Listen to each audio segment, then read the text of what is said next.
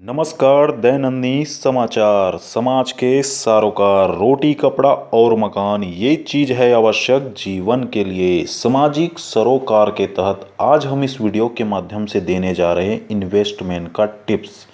यदि आप भी विचार कर रहे हैं प्रॉपर्टी खरीदने का, निवेश या फिर ज़रूरत के लिए, तो जाने कब, कहां, कैसे और कितने में ले प्रॉपर्टी।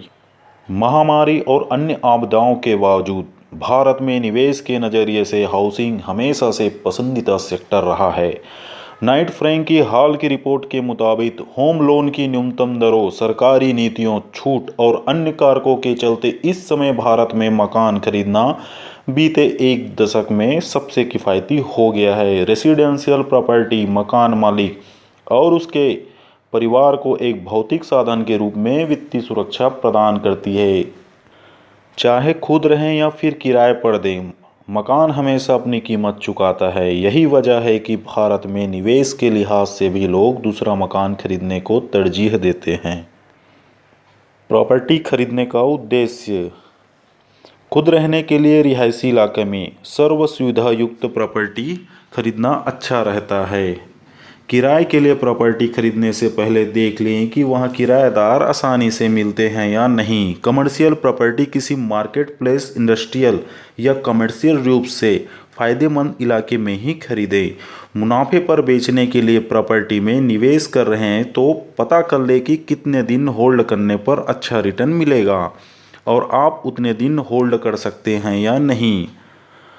आपका बजट कितना है, उसकी व्यवस्था कैसे कर रहे हैं, किस तरह का लोन लेना है, सबसे बढ़िया विकल्प क्या है, रीपेमेंट का क्या तरीका होगा, ब्याज दर फ्लैट या फ्लोटिंग कैसी रखनी है, क्या लोन अगेंस्ट प्रॉपर्टी फ़ायदेमंद होगा, मकान के किराए या लीज से आए कहीं लोन की किस्त या ब्याज से कम तो नहीं है।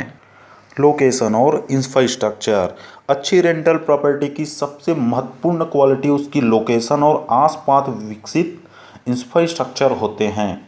आसान पहुंच और आसपास जरूरी सुविधाओं से प्रॉपर्टी की कीमत बढ़ जाती है। इलाके में मौजूद विकास और भविष्य की संभावनाओं पर जरूर ध्यान दें।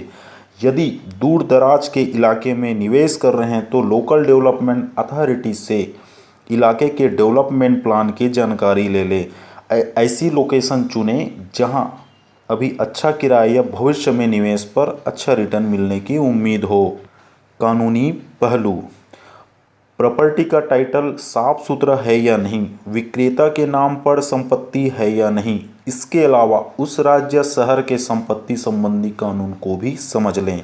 बिल्डर या डेवलपर के बारे में भी अच्छी तरह से पता कर लें। अगर पूर्व निर्मित प्रॉपर्टी है तो उस पर कई कर्ज या कोई कानूनी मामला लंबित तो नहीं है।